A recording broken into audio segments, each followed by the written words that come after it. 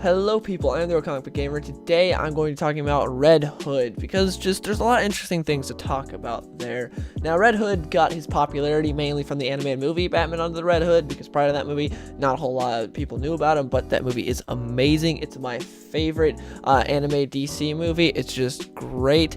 And prior to that movie he was big in the comics because of the fact that he was a Robin who died, and DC had the fans vote on it, and that was kind of a big deal, and he was dead for a while, which was rare for comic book characters, because generally, hey, they die and then they come back like a month later. It's not really a big deal at all.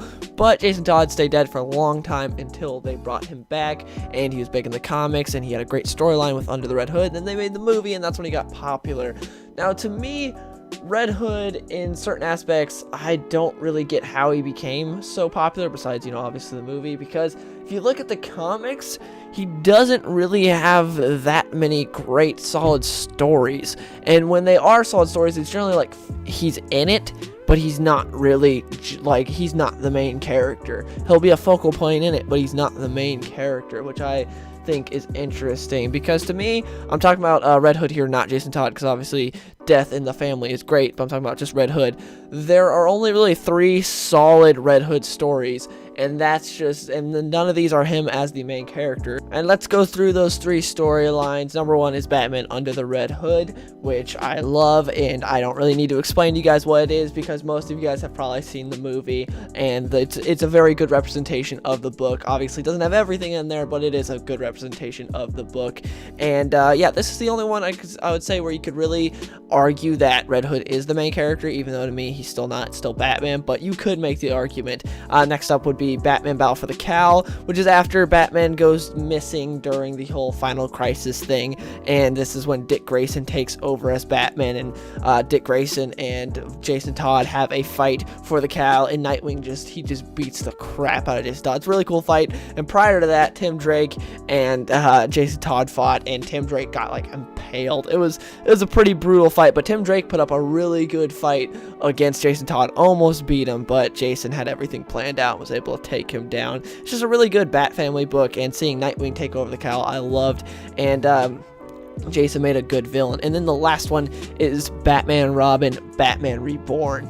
Now, this was during Grant Morrison's run on Batman Robin, when you had Dick Grayson as Batman and Damian Wayne as Robin, and the roles were reversed from how they usually are, because Dick Grayson was a much more lighthearted, friendly Batman that would crack jokes every now and then, where Damian Wayne was a very dark Robin that was kind of into killing people. So roles were a lot different than they normally are, and it was a nice fresh twist on these characters, and it was a really good run. And in this volume, the Batman Robin Reborn, Batman Reborn, it was focused on Jason Todd as the villain. It wasn't all about him, but he was the villain of the book, and we got some insight into how he really got twisted, things even way before he got brought back from death, way before that, he got twisted up a bit, because Bruce Wayne was so adamant about Jason Todd being like Dick Grayson, just replacing Dick Grayson, because that's all he wanted when Dick Grayson left him. When he got Jason Todd as the next Robin, he just wanted to be Dick Grayson. He didn't want anything different. He wanted Dick Grayson. And really see that, one of the things I thought was really interesting was the fact that Jason Todd reveals that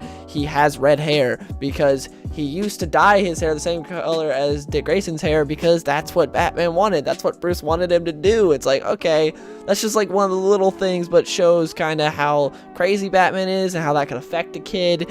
And just saying that, hey, you're not good enough, I want you to be like this person. And yeah, that could definitely affect a little kid that's fighting crime with you. And we also get a nice little dialogue between Dick Grayson and Jason Todd at the end. Jason gives a nice little speech, and because Dick Grayson talks to him and says, we can help you, stop all this, let us help you.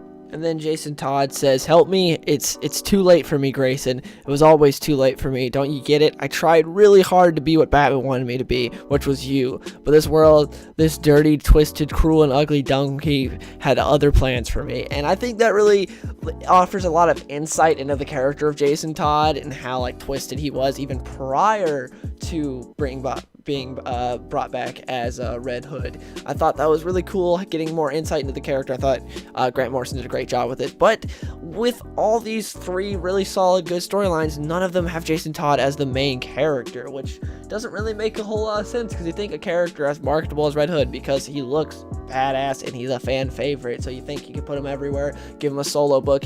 He hasn't gotten a solo book. In the New 52, he had Red Hood and the Outlaws, and then right now in Rebirth, there's Red Hood and Arsenal. So Red Hood has not had his own ongoing solo series, which I find a little weird, considering you have a character that's so marketable like Red Hood, because he looks badass and he's a fan favorite. You think he would sell. Why wouldn't you just try a solo series where you have a solid writer and a solid artist and just see how it goes, see if it would sell? Because I think it would. But instead they're like, nah, we'll do a Red Hood team up book and we'll have Scott Lobdell write it. That doesn't really make sense to me. Now, I see a lot of people are very 50-50 on the Red Hood and the Outlaws / Red Hood and Red Hood and Arsenal series, considering they're both written by the same guy. They're basically sort of one.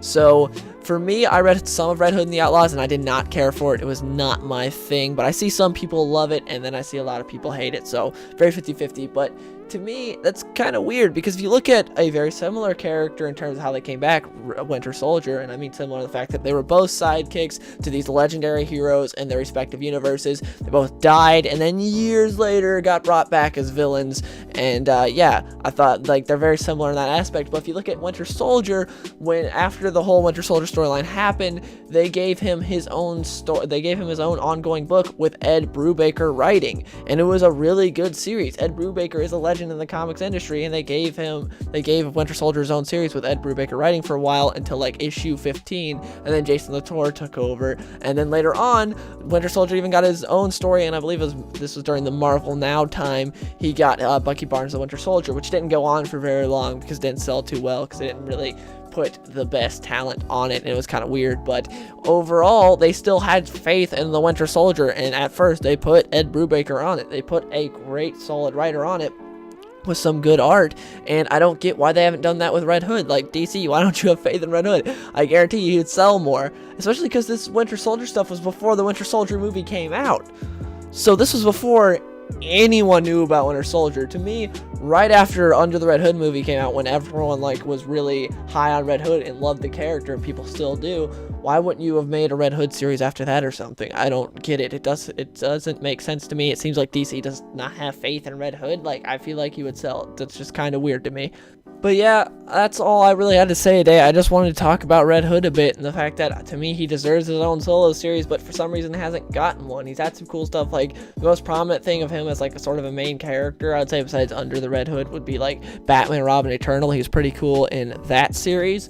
But yeah, I don't get why DC has not given him his own solo book. I want to see some solid Red Hood stories where he is the main character. He's a cool character with lots of stories to be explored, but DC's like, nah, we'll hook him up with it. We'll put him with Arsenal, see how that goes, and have Scott Lobdell writing. It doesn't make sense to me. I don't get why you would just put some talent on a Red Hood book.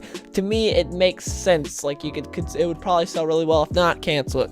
But yeah, please let me know in the comments below, what do you guys think about everything that I said here today? Do you think Red Hood deserves his own book? Are you a fan of the Red Hood and Arsenal series? Do you think Red Hood has way more solid storylines than just the 3 I named? Please let me know in the comments below. And yeah, I'll see you guys in the next one. I've been so alone ever since I left the tribe. That's just how it goes, guess I like the lonely.